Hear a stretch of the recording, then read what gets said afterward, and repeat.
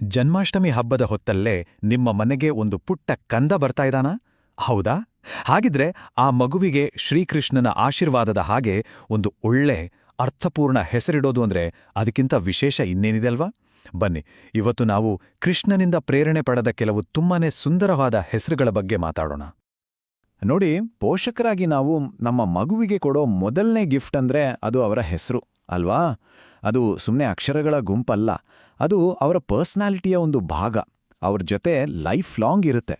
So ಈ ಹೆಸರು ಹುಡುಕೋ journey ಇದೆಯಲ್ಲ, ಅದು ಎಷ್ಟು ಖುಷಿ ಕೊಡುತ್ತೋ ಅಷ್ಟೇ ದೊಡ್ಡ ಜವಾಬ್ದಾರಿನೂ ಹೌದು.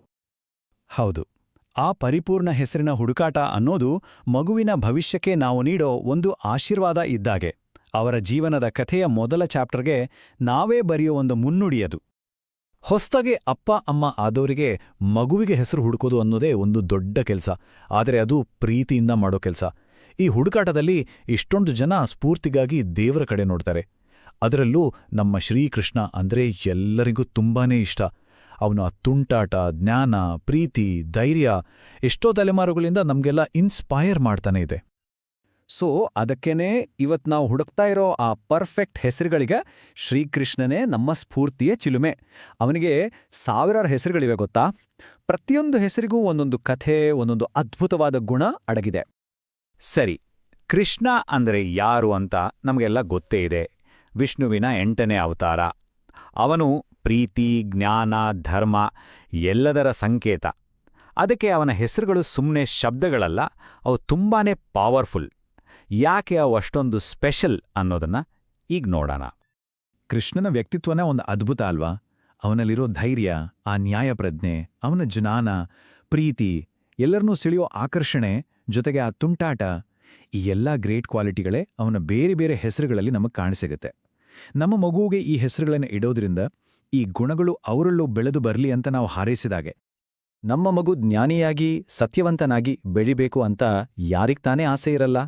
ಸರಿ, ಹಾಗಿದ್ರೆ ಬನ್ನಿ ಮೊದಲು ಕೃಷ್ಣನ ಜ್ಞಾನ ಹಾಗೂ ನ್ಯಾಯಪ್ರಜ್ಞೆಯನ್ನ ತೋರಿಸೋ ಕೆಲವು ಹೆಸರುಗಳನ್ನ ನೋಡೋಣ. ಈ ಹೆಸರುಗಳನ್ನ ಒಮ್ಮೆ ನೋಡಿ. ಒಂದೊಂದು ಜ್ಞಾನದ ಬೆಳಕನ್ನ ಹೊತ್ಕೊಂಡಿದೆ. ಅರಿವಂತಂದ್ರೆ ಸುಮ್ನೆ ಜ್ಞಾನಿಯಲ್ಲ, ಜ್ಞಾನಕ್ಕೆ ರಾಜ. ಸತ್ವತ್ತಂದ್ರೆ ಸದಾ ಸತ್ಯದ ದಾರಿಯಲ್ಲೇ ನಡೆಯೋನು. ಇಂತಹ ಹೆಸರುಗಳು ನಮ್ಮ ಮಗುವಿನ ಜೀವನಕ್ಕೆ ದಾರಿದೀಪ ಆಗ್ಬಲ್ಲುವಲ್ವಾ? ಇಲ್ಲಿ ಅರಿವನ್ನೋ ಹೆಸರು ಮಗುವಿನ ಜೀವನ ಯಾವಾಗ್ಲೂ ಜ್ಞಾನ ಮತ್ತೆ ನ್ಯಾಯದಿಂದ ಕೂಡಿರ್ಲಿ ಅನ್ನೋ ಒಂದು ದೊಡ್ಡ ಹಾರೈಕೆಯನ್ನ ವ್ಯಕ್ತಪಡಿಸುತ್ತೆ. ಇದು ಕೇವಲ ಹೆಸರಷ್ಟೇ ಅಲ್ಲ, ಇದೊಂದು ಬ್ಲೆಸ್ಸಿಂಗ್. ಜ್ಞಾನದ ಜೊತೆಜೊತೆಗೆ ಶಕ್ತಿ ಮತ್ತು ನಾಯಕತ್ವ ಕೂಡ ಅಷ್ಟೇ ಮುಖ್ಯ. ನಮ್ಮ ಮಗು ಧೈರ್ಯವಾಗಿ ಮುಂದೆ ಹೋಗ್ಬೇಕು, ಬೇರೆಯವರನ್ನ ಪ್ರೊಟೆಕ್ಟ್ ಮಾಡೋ ಲೀಡರ್ ಆಗ್ಬೇಕು ಅಂತ ನಾವೆಲ್ಲ ಆಸೆ ಪಡ್ತೀವಿ. ಆ ಗುಣಗಳನ್ನ ತೋರಿಸೋ ಕೃಷ್ಣನ ಕೆಲವು ಹೆಸರುಗಳು ಇಲ್ಲಿದೆ ನೋಡಿ. ಈ ಹೆಸರುಗಳಲ್ಲಿ ಕೃಷ್ಣನ ಹೀರೋಯಿಸಂ, ಆ ರಕ್ಷಕನ ರೂಪವನ್ನ ನಾವು ನೋಡ್ಬೋದು. ಅರಿಂಜಯ ಅಂದ್ರೆ ಕೆಟ್ಟದ್ರ ಮೇಲೆ ಗೆಲುವು ಸಾಧಿಸೋವನು. ಜನೌ ಅಂದ್ರೆ ತನ್ನವರನ್ನ ಯಾವಾಗ್ಲೂ ಕಾಪಾಡೋ ರಕ್ಷಕ. ಈ ಹೆಸರುಗಳು ಮಗುವಿಗೆ ಧೈರ್ಯ ಮತ್ತೊಂದು ಜವಾಬ್ದಾರಿಯ ಫೀಲಿಂಗ್ ಕೊಡುತ್ತೆ. ನೋಡಿ, ಜನವನ್ನೋ ಹೆಸರಲ್ಲಿ ಬರೀ ಶಕ್ತಿ ಮಾತ್ರ ಇಲ್ಲ, ಕೇರಿಂಗ್ ಕೂಡ ಇದೆ. ತನ್ನ ಸುತ್ತ ಇರೋರ್ನ ಪ್ರೀತಿಯಿಂದ ರಕ್ಷಣೆ ಮಾಡೋ, ಸಮಾಜಕ್ಕೆ ಒಂದು ಆಧಾರವಾಗೋ ವ್ಯಕ್ತಿಯಾಗ್ಲಿ ಅನ್ನೋ ಹಾರೈಕೆ ಈ ಹೆಸರಲ್ಲಿದೆ. ಸರಿ, ಜ್ಞಾನ, ಶಕ್ತಿ ಆಯ್ತು. ಈಗ ಜೀವನದಲ್ಲಿ ಪ್ರೀತಿ, ಸಂತೋಷ ಕೂಡ ಬೇಕೇ ಬೇಕು.